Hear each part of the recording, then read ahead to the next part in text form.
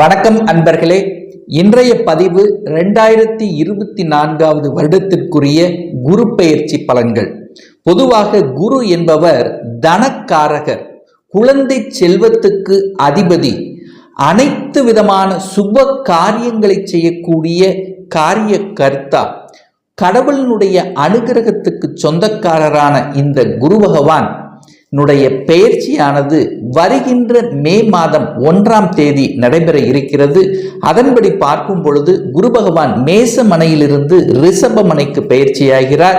அந்த ரிஷப மனை என்பது கால சக்கரத்தினுடைய 2வது வீடு, அதாவது தனஸ்தானம், குடும்பஸ்தானம், வாக்குஸ்தானத்தில் அமர்ந்து கொண்டு தனம் சார்ந்த விஷயத்தில் ஏற்றத்தையும் குடும்பத்தை அமைத்து கொடுக்கக்கூடிய நிகழ்விலும் தன்னுடைய பேச்சு வாக்கு பழிதம் கொடுக்கக்கூடிய வகையில இந்த குரு பெயர்ச்சியானது அமைய இருக்கிறது அப்படின்னு சொல்லலாம். அப்ப குரு பார்த்தால் கோடி நன்மை என்கின்ற விதத்தில் அந்த ரிஷப மனையில் இருக்கின்ற குரு பகவான் கன்னி மனையையும் விருச்சிக மனையும் மகர மனையையும் பார்த்து அந்த இடத்தை புனிதப்படுத்த போகிறார்.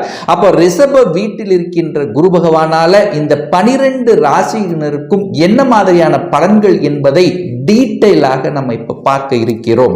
ரிஷபராசி அன்பர்களே, இந்த 2024 குரு பெயர்ச்சியால அதீத நன்மைகள் பெறக்கூடிய ஒரு ராசினா இந்த ரிஷபராசினரை சொல்லணும்.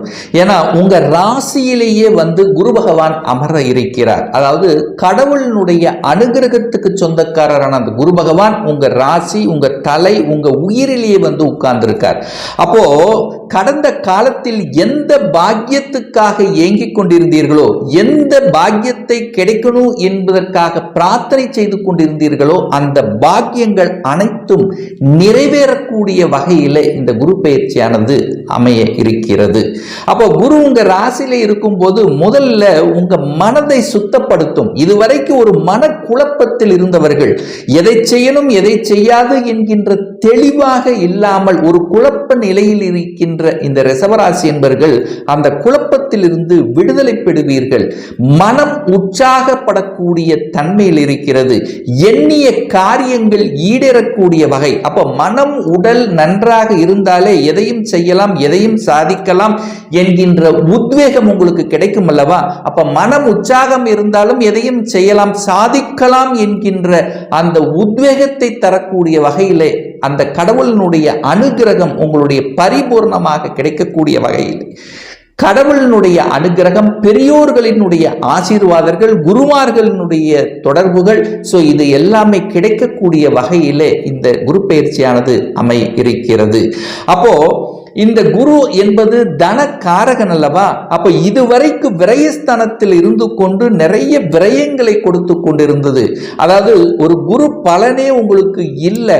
அப்போ சில விரயங்கள் கொடுத்து கொண்டு பணம் சேர்த்தி வைக்க முடியல, எத்தனையும் செலவாகி கொண்டிருந்த இந்த ரிஷபராசி அன்பர்களுக்கு இப்போ 4 காசு சேர்த்தக்கூடிய வகையில இந்த குரு பெயர்ச்சியானது அமைகிறது.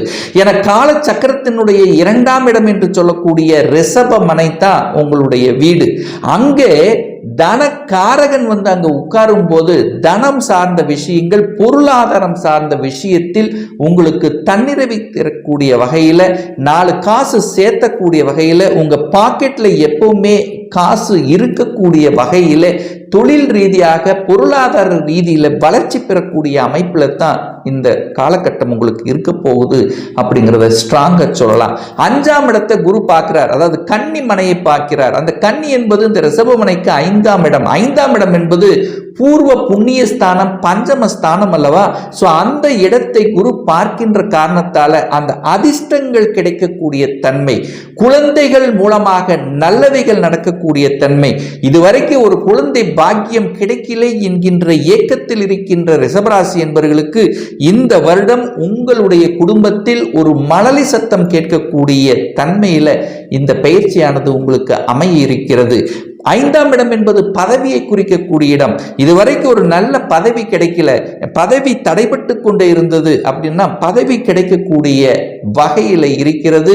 இதுவரைக்கும் உங்க உழைத்த உழைப்புக்கு ஏற்ற ஊதியம் கிடைக்கக்கூடிய தன்மை, ஒரு நல்ல ரெகக்னைசேஷன் கிடைக்கக்கூடிய தன்மை, அதே சமயத்தில் பட்டம், பதவி, புகழ், இந்த அனைத்து விதத்திலும் நன்மைகள் கிடைக்கக்கூடிய வகையில் இந்த குரு பயிற்சியானது அமைகிறது.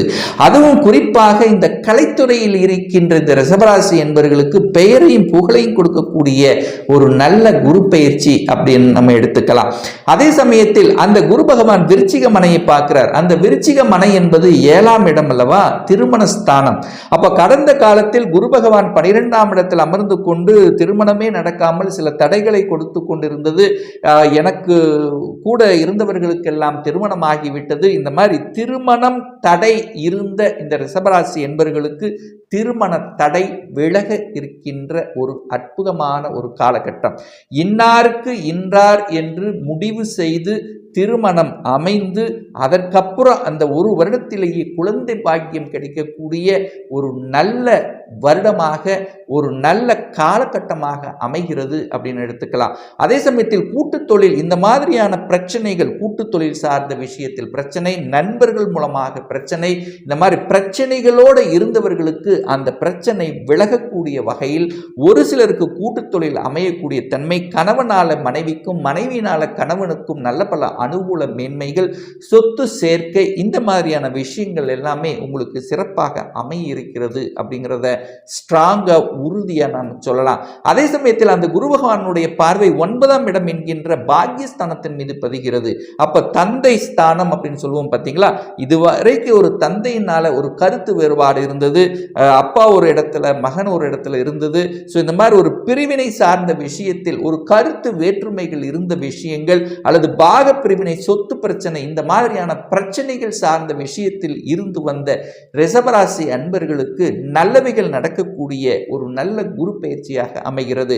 வெளிநாட்டில் செல்லக்கூடிய யோகங்கள், வெளிநாட்டில் சென்று கல்வி பயிலக்கூடிய யோகங்கள் இந்த காலகட்டம் உங்களுக்கு சிறப்பாக இருக்கிறது. ரிசர்ச் சம்பந்தப்பட்ட துறையில் இருக்கின்ற இந்த ரிஷபராசி என்பவர்கள் அந்த ரிசர்ச் கம்ப்ளீட் பண்ணக்கூடிய தன்மைகள், புதிய கண்டுபிடிப்புகள் செய்யக்கூடிய தன்மைகள், கடவுளினுடைய அனுகிரகங்கள் சிறப்பாக இருக்கிறது.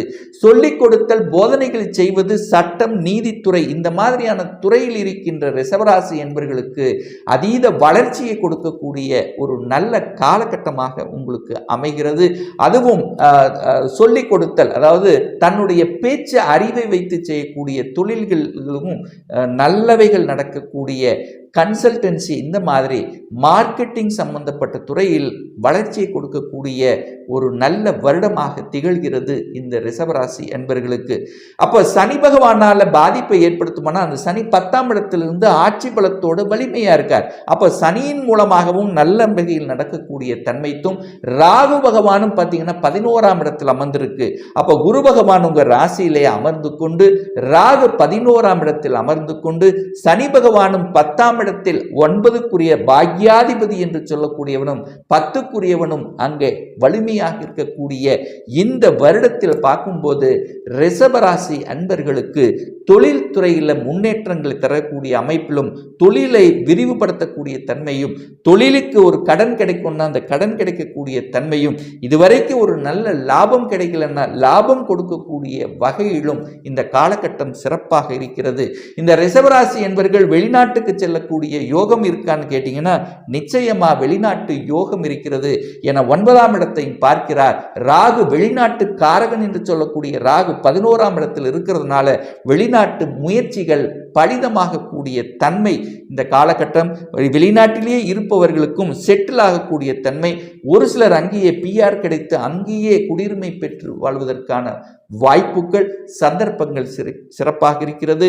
ஒரு சில ரிஷபராசி என்பவர்களுக்கு பார்த்தீங்கன்னா அசையும் அசையா சொத்துக்கள் வாங்கக்கூடிய யோகங்கள், வீடு கட்டக்கூடிய யோகங்கள் இருக்கிறது.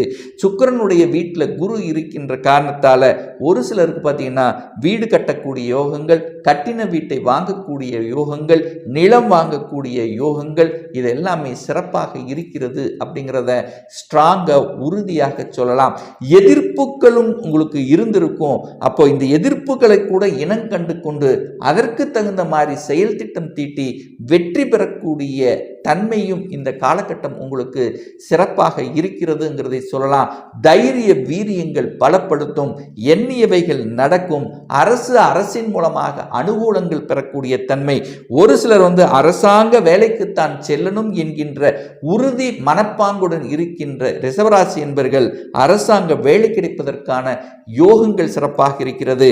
இதே சமயத்தில் பார்த்தீங்கன்னா இந்த மாணாக்கர்கள் குறிப்பாக அதாவது +2 முடிச்சுட்டு தான் இந்த கோர்ஸ் தான் ஜாயின் பண்ணணும் அப்படிங்கிற அந்த கடந்த 2 வருடங்களாக அந்த மனதில் நினைத்து கொண்டு தான் ஒரு இன்ஜினியர் ஆகணும், ஒரு டாக்டர் ஆகணும், அல்லது ஒரு வக்கீல் படிக்கணும், ஒரு CA படிக்கணும், இந்த மாதிரியான மன எண்ண ஓட்டத்தில் இருக்கின்ற இந்த ரிஷபராசி என்பவர்கள் நீங்கள் எண்ணியவைகள் நடக்கக்கூடிய ஒரு நல்ல காலகட்டமாக இருக்கிறது. ஒரு சிலருக்கு உயர்கல்வி படிக்கக்கூடிய யோகங்கள், ஒரு சிலருக்கு வெளியில சென்று படிக்கக்கூடிய யோகங்கள், ஒரு சிலருக்கு மத்திய பணியில் சென்று பணியாற்றக்கூடிய, அதாவது தன்னுடைய சொந்த ஸ்டேட்டை விட்டு அதர் ஸ்டேட்ல சென்று பணிபுரியக்கூடிய வாய்ப்புகள் சிறப்பாக இருக்கிறதுன்னு சொல்லலாம். ஸோ இந்த குரு பெயர்ச்சியால ரிஷபராசி அன்பர்களுக்கு நல்லவைகள் நடக்கக்கூடிய, எண்ணிய காரியங்கள் ஜெயிக்கக்கூடிய, சாதிக்கக்கூடிய ஒரு நல்ல வருடமாகவே அமைய இருக்கிறது என்பதை உறுதியாக சொல்லலாம்.